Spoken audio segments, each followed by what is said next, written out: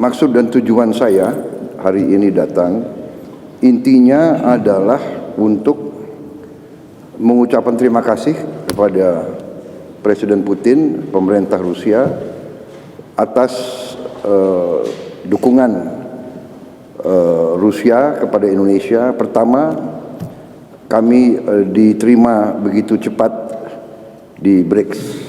Индонезия стала полноправным членом БРИКС, и это тоже еще одна возможность сотрудничества, так же, как и между Индонезией и Евразийским экономическим союзом. Indonesia sudah menjadi anggota BRICS. Hal ini membuka peluang baru untuk mengembangkan kerjasama kita. Hal sama kita bisa bicara mengenai kerjasama dengan Uni Ekonomi Eurasia. Presiden Prabowo Subianto menilai kondisi Indonesia saat ini masih aman dan relatif lebih baik dibandingkan dengan negara lain meski dunia tengah menghadapi dampak konflik di Timur Tengah. Prabowo juga mengakui telah mempelajari berbagai data dan laporan dari para menterinya terkait kondisi ekonomi dan ketahanan nasional. Dalam taklimatnya di Istana Negara, Prabowo mengatakan krisis global akibat konflik Timur Tengah menjadi pengingat pentingnya pengelolaan sumber daya alam sebagaimana telah ditegaskan para pendiri bangsa. Prabowo menegaskan konstitusi melalui Undang-Undang Dasar 1945 telah mengamanatkan bahwa bumi dan air harus dikuasai oleh negara karena menyangkut hajat hidup orang banyak. Hal tersebut membuat kondisi Indonesia menjadi jauh lebih baik dibandingkan negara lainnya. Jadi saudara-saudara, apa yang kita alami sekarang, krisis yang terjadi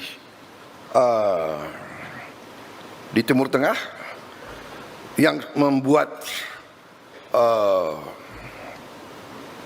harga energi menjulang, sebenarnya kita harus yakini dan kita harus syukuri bahwa kondisi bangsa kita berada dalam kondisi yang jauh lebih baik dari bangsa-bangsa lain. Saya telah mempelajari data-data angka-angka dan dalam kesempatan hari ini saya kira ada kesempatan yang baik di mana saya setelah saya mempelajari angka-angka, dapat laporan dari menteri-menteri saya, ternyata kondisi kita cukup aman. Ya. Ada tantangan, ada kesulitan, tapi kita mampu menghadapi. Ya, pemerintah menegaskan pentingnya reformasi penerimaan negara dengan memperluas basis pajak di tengah tekanan geopolitik global.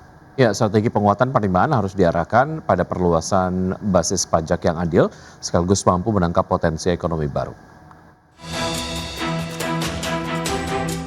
Pemerintah menegaskan pentingnya reformasi penerimaan negara dengan memperluas basis pajak di tengah tekanan geopolitik global yang terus berlanjut sejak 2022.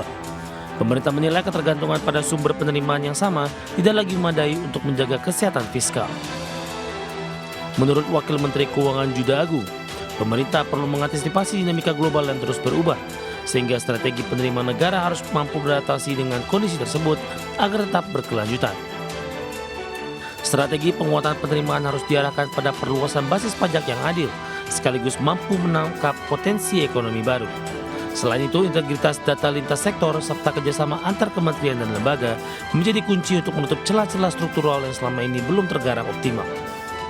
Oleh sebab itu, penguatan penerimaan harus diarahkan pada perluasan basis pajak yang adil, menangkap potensi ekonomi baru, serta mengintegrasikan data lintas sektor, lintas kementerian dan lembaga. Fokus kita bukan membebani yang sudah patuh, tetapi menutup celah struktural yang selama ini memang belum tergarap secara optimal. Pesan sederhananya adalah penerimaan yang sehat adalah penerimaan yang tumbuh seiring dengan ekonomi. Juda menekankan pemerintah tidak akan menambah beban bagi wajib pajak yang sudah patuh. Sebaliknya, upaya akan terus difokuskan pada peningkatan kepatuhan dari sektor yang belum optimal. Juda meyakini dengan prinsip penerimaan negara yang sehat, maka ekonomi akan semakin kuat menghadapi goncangan. Jakarta, Raharjo Patmo, Adex TV. Ya, Bank Indonesia menyatakan ruang penurunan suku bunga acuan atau BI rate ke depan diperkirakan semakin terbatas. Langkah tersebut dibutuhkan untuk tetap menjaga stabilitas rupiah dan ketahanan operasi moneter. Bank Indonesia menyatakan ruang penurunan suku bunga acuan atau BI rate ke depan diperkirakan semakin terbatas. Keterbatasan penurunan suku bunga acuan ini dipengaruhi oleh ketidakpastian global yang meningkat akibat konflik berkepanjangan antara Amerika Serikat dan Israel melawan Iran.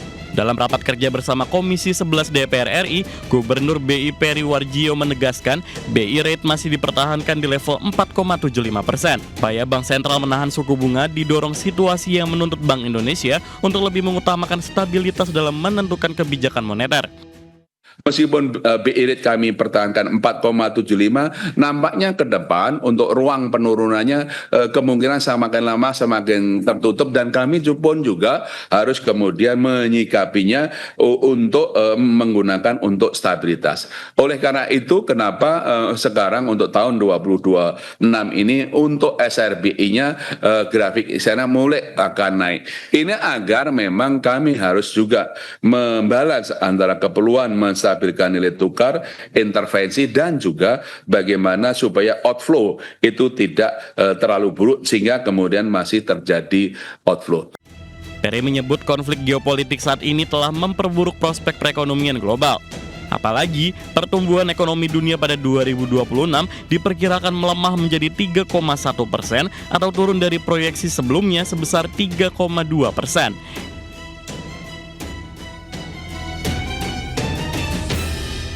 Pemirsa, FTSE Russell resmi mempertahankan status pasar modal Indonesia di secondary emerging market, di mana FTSE Russell juga belum mempertimbangkan Indonesia untuk dimasukkan ke dalam watchlist dan akan terus memantau perkembangan reformasi serta berinteraksi dengan pelaku pasar. FTSE Russell menegaskan saat ini masih mencermati implementasi berbagai langkah reformasi yang tengah dijalankan di pasar modal Indonesia. Langkah pemantauan ini dilakukan setelah FTSE Russell menunda peninjauan indeks Indonesia di Maret 2026.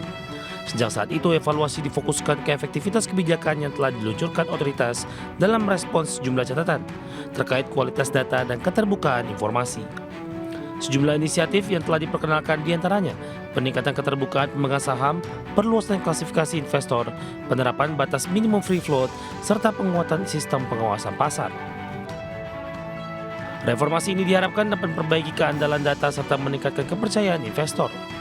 FTSE Russell menegaskan akan terus berkoordinasi dengan pelaku pasar untuk menghimpun masukan atas implementasi kebijakan tersebut.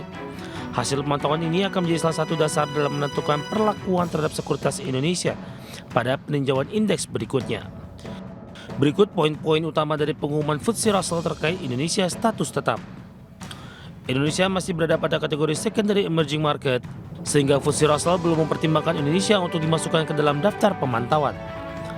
FTSE Russell terus memonitor reformasi integritas pasar modal Indonesia. Penilaian difokuskan ke peningkatan transparansi, integritas, dan tata kelola pasar. Evaluasi dilakukan setelah penundaan indeks review Indonesia di Maret 2026. Menjawab isu transparansi dan keandalan data yang sebelumnya disorot, FTSE Russell akan terus berdialog dengan investor dan pelaku pasar untuk mendapatkan masukan. Keputusan lanjutan akan diumumkan menjelang indeks review Juni 2026. Basis keputusan akan mempertimbangkan progres implementasi reformasi dan umpan balik dari pemangku kepentingan. Sementara itu, analis saham dalam publikasi riset tim analis Lotus Andalan Sekuritas mengatakan rumor yang berkembang bursa saham Indonesia terancam dikeluarkan dari kategori secondary emerging market oleh FTSE Russell dibantah dengan fakta terbaru. Sebuah indikator penting bahwa tidak ada proses downgrade yang sedang berjalan. Dan bagi sumber untuk ADX Channel. Pemirsa, arus keluar dana asing dari pasar negara berkembang atau emerging markets melonjak tajam pada Maret 2026 mencapai 70,3 miliar dolar Amerika. Meski demikian, Institute of International Finance menilai tekanan outflow pada Maret belum mencerminkan krisis pendanaan secara menyeluruh dan menyebut kondisi ini sebagai periode risk off yang terkonsentrasi. Arus keluar dana asing dari pasar negara berkembang atau emerging markets melonjak tajam pada Maret 2026 mencapai 70,3 miliar US dollar atau terbesar sejak gejolak pasar pada awal pandemi 2020. Melansir Reuters, data dari Institute of International Finance (IIF) menunjukkan tekanan terbesar berasal dari aksi jual di pasar saham terutama di kawasan Asia. Selain itu, investor juga menarik dana dari instrumen pendapatan tetap. IIF menyebut kondisi ini sebagai pembalikan tajam dari arus masuk dana yang sangat besar pada Januari dan masih positif pada Februari. Perubahan ini mencerminkan pergeseran rezim akibat guncangan geopolitik besar, khususnya konflik Iran yang pecah sejak akhir Februari. Secara rinci, arus keluar dari saham negara berkembang mencapai 56 miliar US dollar, terbesar dalam setidaknya 2 dekade terakhir. Laporan tersebut menunjukkan bahwa Asia menjadi pusat tekanan terbesar.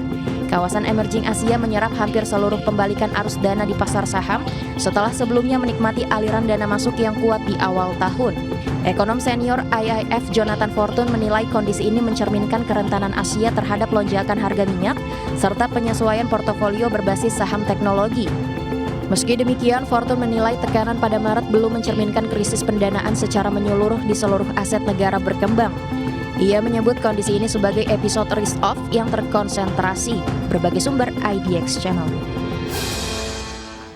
Pemirsa, harga minyak merosot tajam pada perdagangan Rabu, bahkan turun di bawah level $100 per barrel. Pemirsa, seiring dengan meningkatnya harapan Selat Hormuz akan segera dibuka kembali setelah Presiden Donald Trump menyetujui gencatan senjata 2 pekan dengan Iran.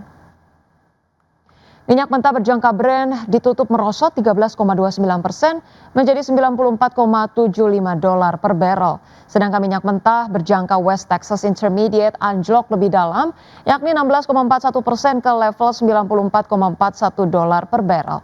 Penurunan tajam ini dipicu oleh ekspektasi pasar bahwa jalur pelayaran energi global melalui Selat Hormuz akan kembali normal usai gencatan senjata. Sehingga pemirsa, pasokan minyak yang sempat tertahan dapat segera mengalir ke pasar internasional. Kesepakatan gencatan senjata tersebut tercapai menjelang tenggat waktu yang sebelumnya ditetapkan oleh Trump bagi Iran untuk membuka Selat Hormuz atau menghadapi serangan besar terhadap infrastruktur sipil. Adapun sebagai catatan, sekitar 20% pasokan minyak harian dunia melewati Selat Hormuz, menjadikannya salah satu titik paling krusial dalam perdagangan energi global.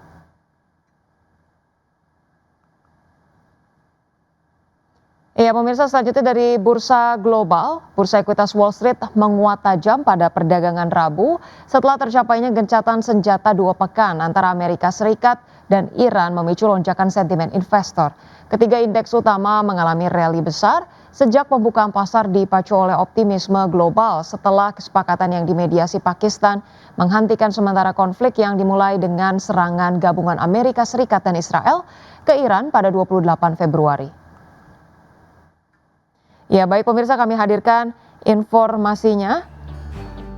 Pada perdagangan Rabu, indeks Dow Jones Industrial Average ditutup melambung 2,85% ke level 47.909.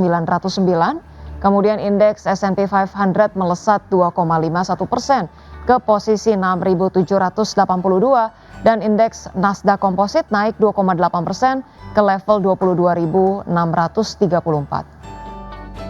Sementara itu pemirsa, bursa ekuitas Eropa melesat setelah Presiden Donald Trump menyetujui gencatan senjata selama 2 pekan dengan Iran.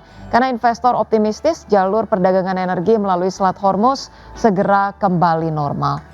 Kami update informasinya pemirsa, indeks Stock 600 ditutup melambung pemirsa 3,88%. Kemudian ditutup indeks Jerman naik 5,06% ke posisi 24.080. Indeks FTSE 100 Inggris naik 2,51% ke posisi 10.608.